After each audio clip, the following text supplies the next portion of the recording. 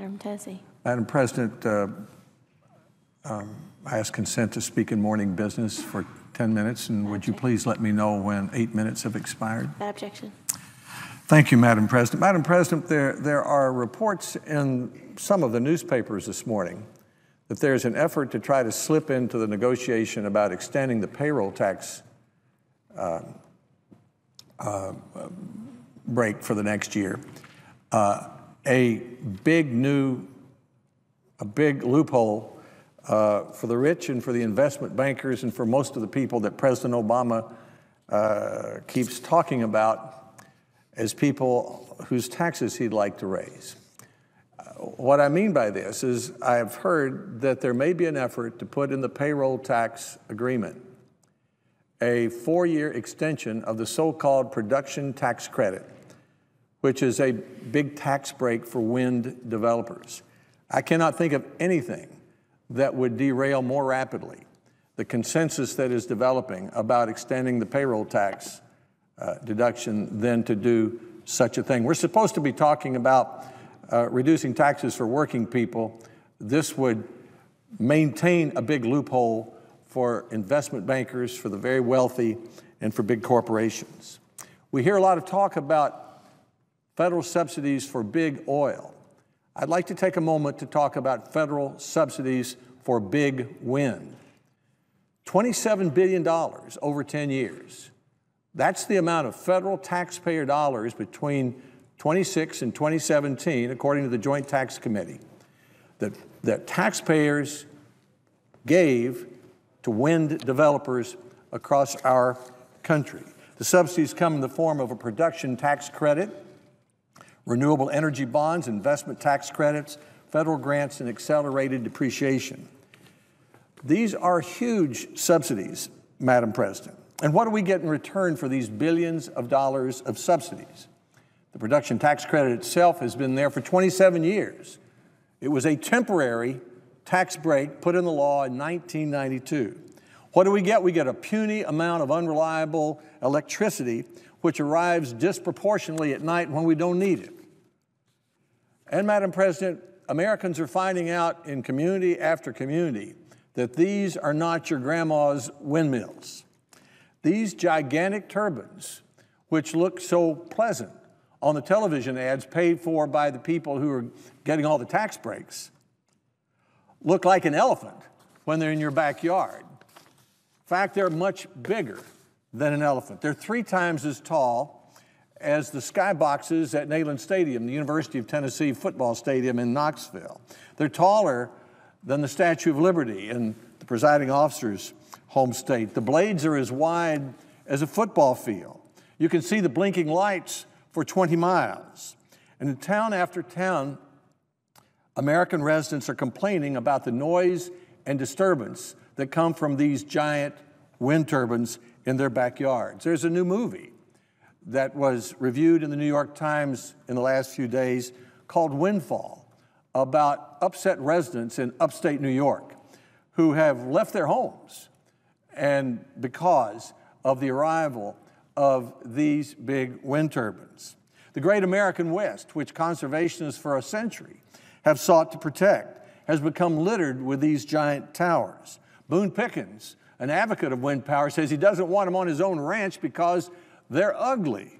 Senator Kerry, Senator Kennedy, Senator Warner, Senator Scott Brown, all have complained about the new development, which will be the size of Manhattan Island, which will forever change the landscape off the coast of Nantucket Island. And on top of all that, these giant turbines have become a Cuisinart in the sky for birds.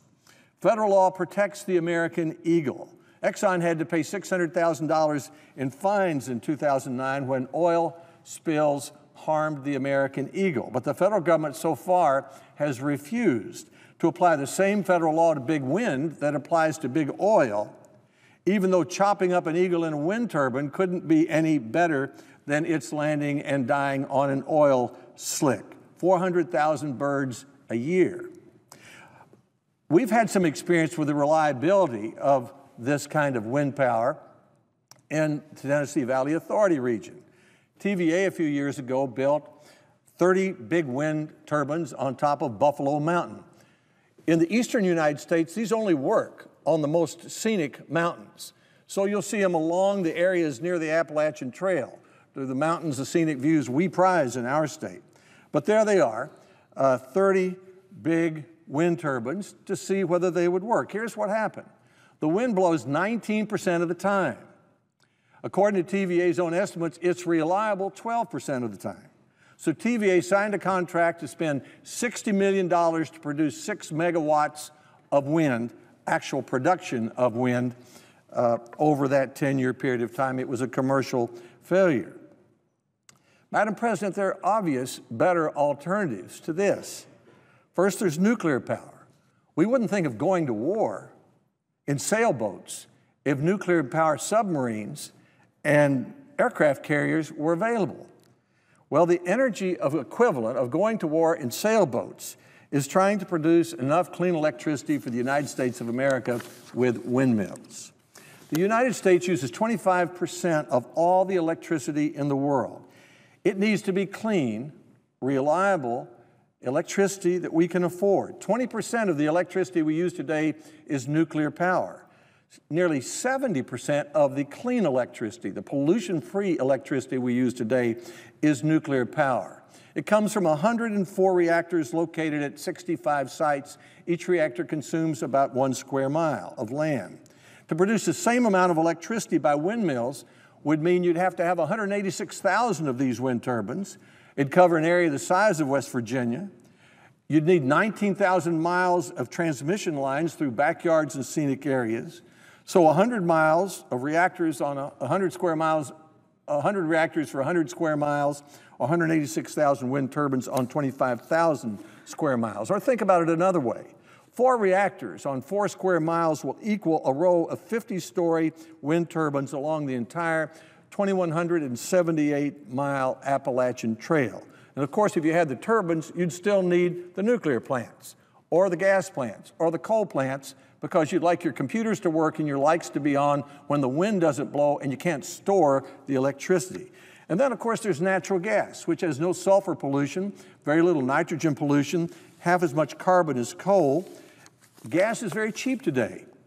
A Chicago-based utility analyst said wind on its own without incentives is far from economic unless gas is north of $6.50 per unit. So that's why the Wall Street Journal says that the wind power companies are on pins and needles, waiting to see what Congress decides to do about its subsidy. Thank you very much. Taxpayers, I would submit, should be the ones on pins and needles. This $27 billion over 10 years is a waste of money. It could be used for energy research. It could be used to reduce the debt.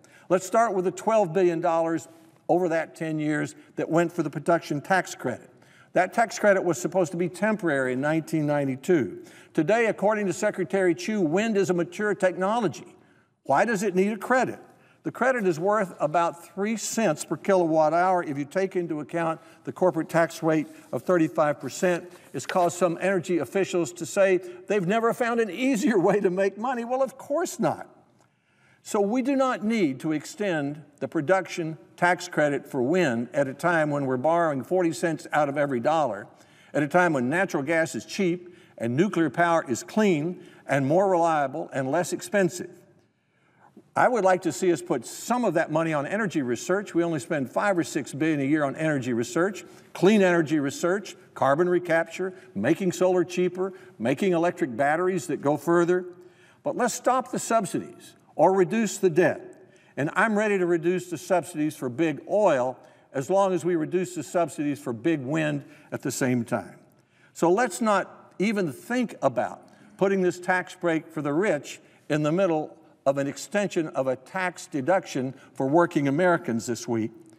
Let's focus on reducing the debt, increasing expenditure for research, and getting rid of the subsidies. 27 years is long enough for a wind production tax credit for what our distinguished Nobel Prize winning Secretary of Education says is a mature technology. Madam President, I would like to ask consent to introduce into the record a film review from the New York Times on February 3rd entitled Turbines in the Backyard, the Sound and the Strobes. This is about the movie Windfall, about upstate New York communities who've experienced having these huge things in their backyard.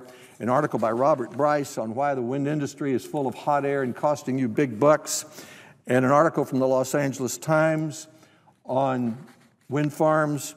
And another article from February 2nd in the Globe about how a town has turned off wind but opted for solar energy. Objection. Madam President, I thank you. I notice the absence of a quorum. Clerk will call the roll. Mr. Akaka.